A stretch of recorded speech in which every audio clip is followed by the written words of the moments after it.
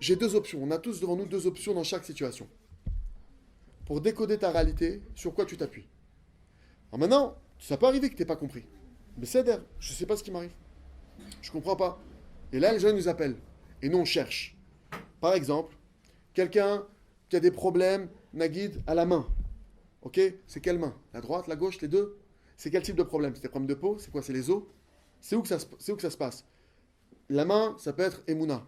La main, ça peut être la tfila. La main, ça peut être que tu es trop dans la dynamique de dire c'est moi qui agis, c'est que la gave.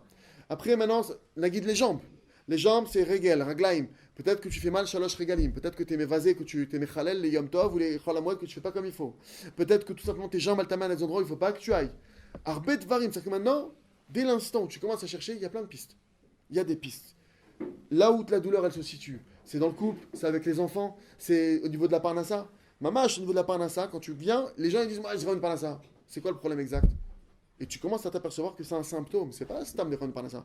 C'est la plupart de ses clients qui le plantent. C'est les fournisseurs qui suivent pas. C'est chacun, il a un problème qui est précis parce que le problème il est lié à un symptôme spirituel. Et grâce au symptôme, tu peux retrouver exactement c'est quoi le problème qu'il doit travailler. Mais pour arriver à ça, pour arriver à cette compréhension-là, ça commence par quoi? Emouna. La Emouna, que ce qui m'arrive, ça vient bien d'Hachem. Tant que je suis dans l'état d'esprit de dire c'est pas moi, c'est Murphy, c'est pas moi le problème, ça marche pas. Et donc il y a des gens que tu les retrouves 10 ans après, 15 ans après, 20 ans après, mais ce qui est, ils sont bloqués. Mais pourquoi j'ai mis fait ça? Parce qu'Hachem, il dit mon fils, je t'aime, je baisserai pas les bras. C'est comme un parent qui voit un enfant qui se drogue, il va pas lui dire bon bah continue à droguer. Je lâcherai pas l'affaire. Tant que tu arrêtes pas ça, je te lâche pas, je te lâche pas. Il faut que tu sortes de ce problème. Akadosh Baruchou, enfin, ça m'a complètement zappé sur le temps le double. le Nora. Bon, Hachem, ככה Hachem רוצה.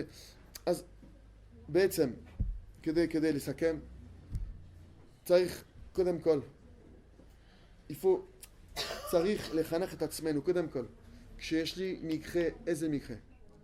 לחשוב באיזה צד אני שם את עצמי. האם אני בצד שאני בוטח בי, כאילו אני, יש לי צדק, אני צדיק, אני לא מבין למה קורה לי את זה, וברור שהמצב רק יידרדר, ולא יהיה פתרונות ודברים כאלה. או אני צריך לבחור, קורה לי אמת. קורה לי אמת. אני לא מבין. אפילו שזה הבעל הבית שלי, שעושה לי דברים למרות שאני משלם לו, אני רואה את הבעל הבית האמיתי. הוא סתם בובה, הוא סתם מקל. אז זה שתי צדדים איפה לשים את זה. קודם כל, זה מתחיל מזה. כי אם לא מתחיל מזה, עם האמונה הזאת, הפשוטה הזאת, שהשם מנהיג את העולם בצורה נכונה ובצדק, בלי האמונה הזאת, אנשים תקועים. תקועים שנים. וזה כואב. זה כואב מאוד. La première des choses, donc, première étape, c'est de où je me positionne sur l'événement. Est-ce que je vais dire, je suis encore la femme martyrisée par son mari? Ou est-ce que je vais dire, ça m'arrive? Il y a une raison. Il y a une raison. Hachem il m'aime. Il sait pourquoi il fait ça. J'accepte Hachem. J'accepte Hachem. Ou alors je dis non, c'est ce mari, j'aurais dû écouter ma mère, j'aurais dû écouter ma grand-mère, j'aurais dû écouter les voisines aussi, elles m'avaient prévenu, j'ai pas écouté. Mais là, le matin, il ne va pas s'arranger. Et je vous dis, je ne suis pas prophète. Quand on se positionne du côté du bitachon atzmi, c'est de la gava. Omer, Shlomo Amelech, Lifnei Shever Gaon. Le roi Salomon nous prévient. Devant chaque orgueilleux, il y a une chute vertigineuse derrière. C'est-à-dire que dès qu'on voit quelqu'un de Dieu préserve qui est tombé, Shlomo Amelech te dit, tu sais pourquoi il est tombé lui? Gava. C'est un gaon, il s'est pris pour un gaon.